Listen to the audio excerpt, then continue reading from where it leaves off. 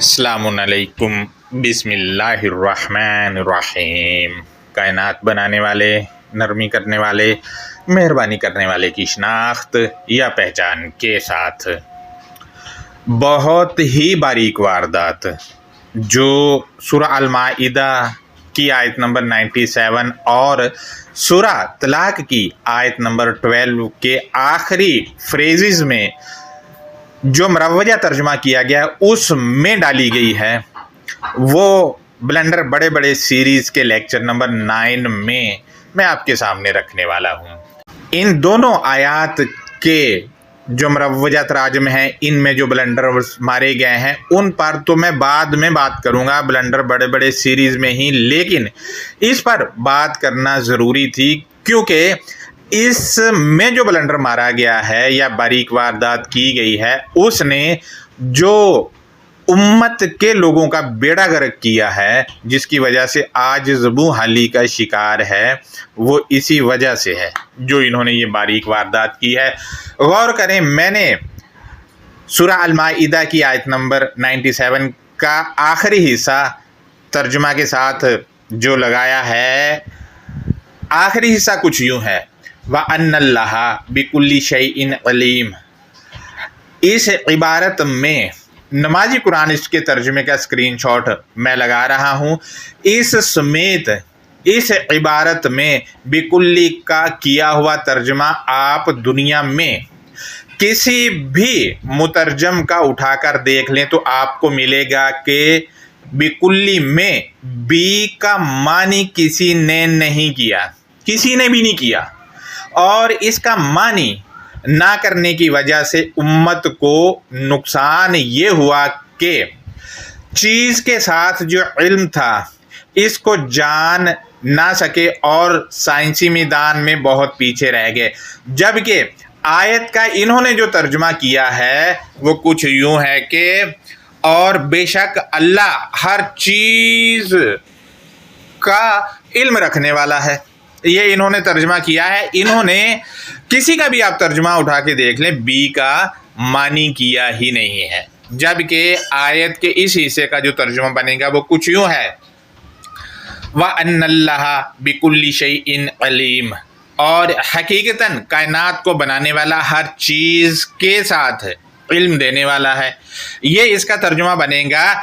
अब आप ज़रा गौर करें तो हर चीज़ का इल्म इसी चीज़ के साथ है। मसलन पानी किस से बना, इसका इल्म पानी के साथ है, इसी में मौजूद है।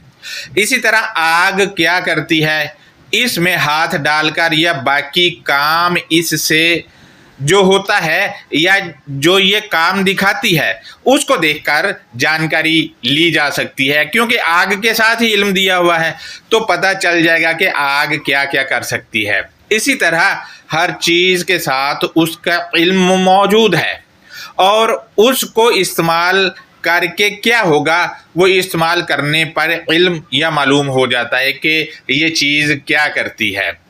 आप देखें कि साइंस के मानी अलूम हैं और उलमा साइंसदानों को कहते हैं, लिहाजा आप देखें तारीख़ी कुतुब मसलन बुखारी है, मुस्लिम है, तिरमिज़ी है, वगैरह वगैरह वगैरह, अबू दाऊद, माजा साहब हैं, और इसके अलावा हमारे जो मजहबी पेशवा हैं उन्होंने जो लिखा है या जो खुद को कहते हैं कि हम आलिम हैं, ये आलिम नहीं हैं बल्कि ये आलिम के नाम पर धब्बा है, धब्बा, क्योंकि अरेबिक में आलिम साइंटिस्ट को कहते हैं और इनमें से एक भी साइंटिस्ट नहीं है।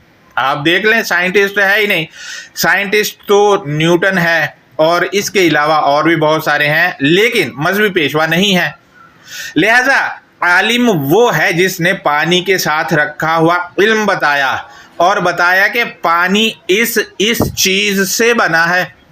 आप यूं कर लो, मसलन H2O को जो इस्तेमाल है, इस फार्मूले को इस्तेमाल करो तो पानी बन जाएगा। ये बात जो है मजहबी पेशवाओं को पता ही नहीं है, साइंटिस्ट ने बताया है। लिहाजा पानी का इल्म हो या किसी भी चीज़ का हो, या पत्थर है या पत्थर का टुकड़ा है या ईंट है, उसका इल्म जो है उसी के साथ रखा हुआ है।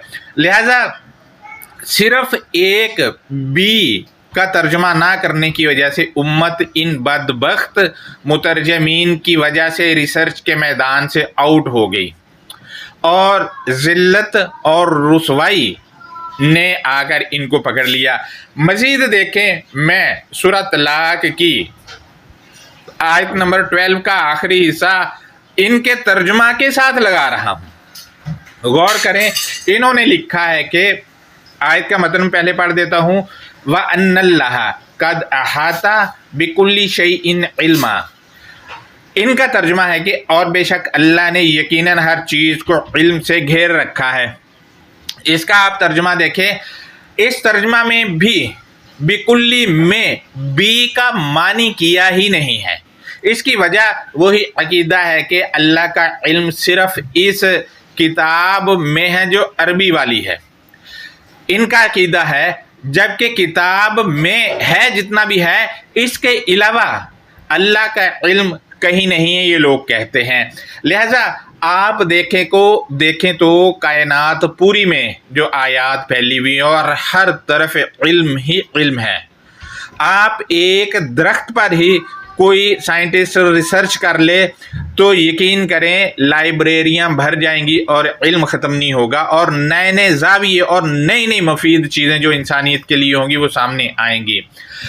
लिहाजा आयत के इस हिस्से का तर्जुमा करें तो कुछ यूँ होगा, व अन्नल्लाह कद अहाता बिकुल्ली शैइन इल्मा, और हकीकतन कायनात को बनाने वाला यकीनन इसने हर एक चीज़ के साथ जानकारी लेने को घेराव कर रखा है।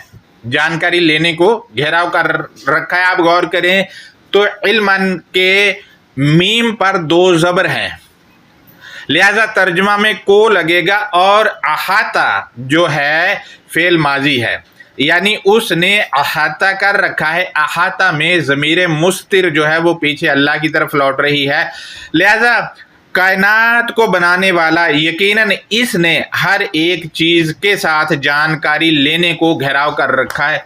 अब आपने किसी भी चीज़ की जानकारी लेनी है तो उसका घेराव इल्म से किया हुआ है। उस पर मुशाहिदा करके, उसको छू कर या उसको इस्तेमाल करके आप जो इल्मी अहाता है उस अहाते में दाखिल हो सकते हैं और इल्म हासिल कर सकते हैं। मिसाल के तौर पे आग को ही देख लें, जैसा कि मैंने मिसाल दी, उसमें हाथ डालोगे तो वो आग खुद बता देगी, वो खुद जानकारी देगी कि हाथ जल जाएगा। इसी तरह आग कैसे बनती है ये मुशाहिदा करने से पता चल जाएगा कि हाँ जी, माचिस की तीली के ऊपर जो लगा हुआ होता है मवाद वो किस किस चीज़ से मिलकर बनता है। इसी तरह बाकी चीज़ें जो हैं वो हर चीज़ के साथ इल्म की जानकारी को देने वाला है, हर चीज़ के साथ है।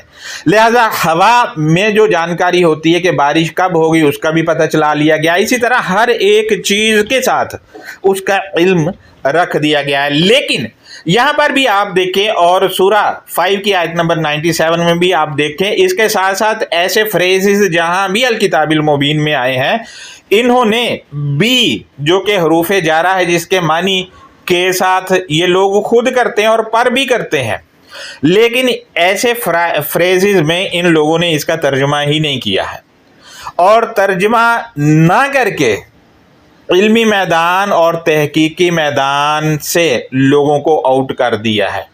सिर्फ ये एक हरूफ जारा का तर्जुमा ना करने की वजह से इन मजहबी पेशवाओं मुतरजमीन ने इतना नुकसान किया है उम्मत का। बाकी तो आप छोड़ ही दें, बाकी तो जो मशीन बनाई गई थी छापे वाली, उस पर फतवे लग गए, मोबाइल हो या टीवी हो या स्पीकर हो, उन सब पे फतवे लगाए, सब पे फतवे लगाए, लेकिन फ़ायदा भी उठाते हैं ये फ़ायदा भी उठाते हैं। उस वक्त इनको शर्म नहीं आती कि हम फ़ायदा क्यों उठा रहे हैं, हमने फतवे लगाए हुए हैं।